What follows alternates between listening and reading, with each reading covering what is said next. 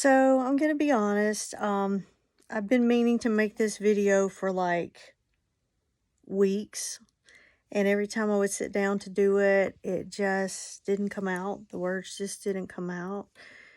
So the topic today is, how do you know when your guide dog is telling you she wants to think about retiring? And so retirement is just part of the circle of our working lives, and like humans look forward to retirement.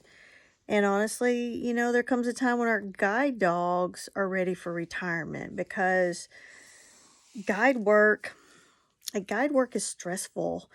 It's very high pressure. They have to be very focused.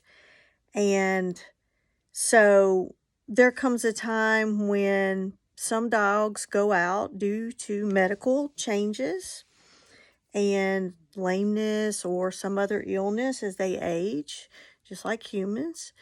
But some other dogs just start telling you in their own way that they really need to be thinking about retirement. And this is what happened with Kendalee. Um, she doesn't have words, but I know her really well. And so I know behaviorally that something was different as we started coming out of COVID. Her pace just started slowing down a little bit, and she started needing a lot more reassurance and direction from me. Like, I could feel her looking up at me frequently during routes, just asking me for more consistent direction. And previously, she had been very independent about that. And if we got into newer or more complicated routes, she started showing other signs of stress, such as, how when they get like a release of stress, they'll shake.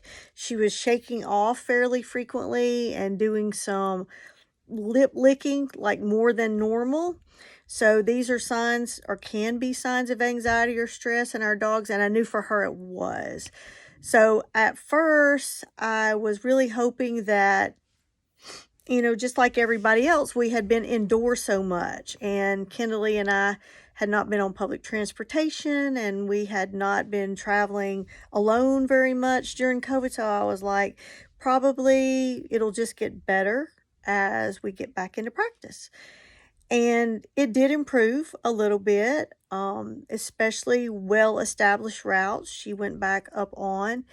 And so I reached out to Guiding Eyes, which I'm so grateful we have support for the whole life of our dogs. But I reached out to Guiding Eyes, and I talked to one of the trainers about what I was seeing, and she gave me some really valuable suggestions.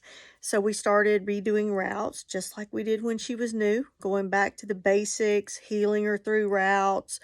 And a lot of the old familiar routes came right back, but not all of the signs went away. Her pace was still slow. She still needed a lot of support from me. And unfortunately, to make it worse on her, during these years, I had been losing vision. So now I could give her less support because I had much less vision. And some of the little mistakes were just a little more frequent than they needed to be. So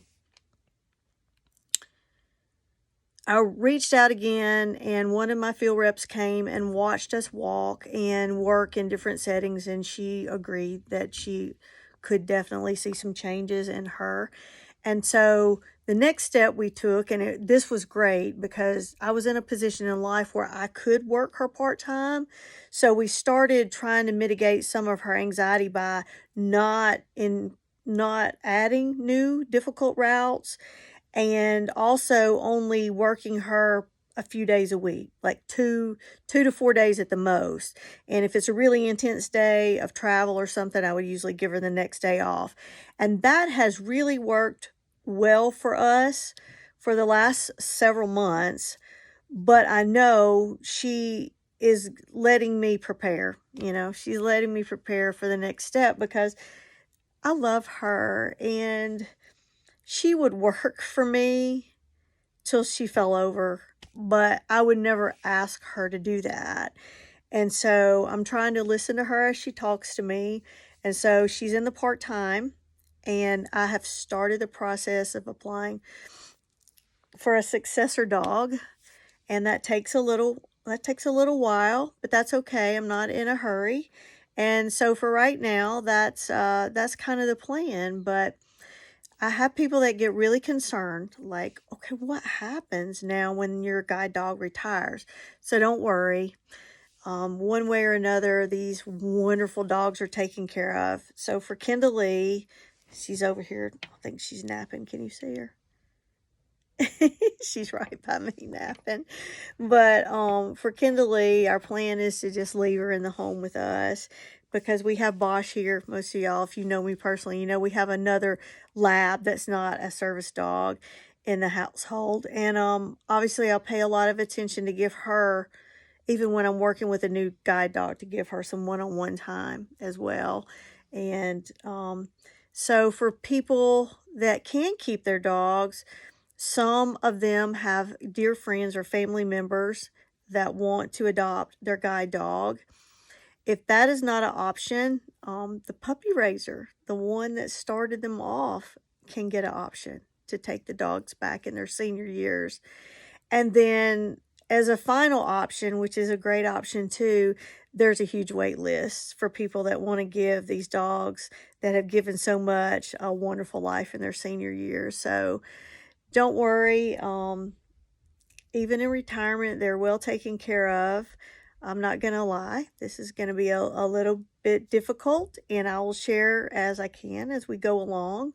But right now, we're hanging in there. I'm retired too right now, so I get it. I get it. You want some life without as much pressure, and so she more than deserves that. So I will keep you updated on this journey, and thank you so much for being interested and loving these guide dogs like I do.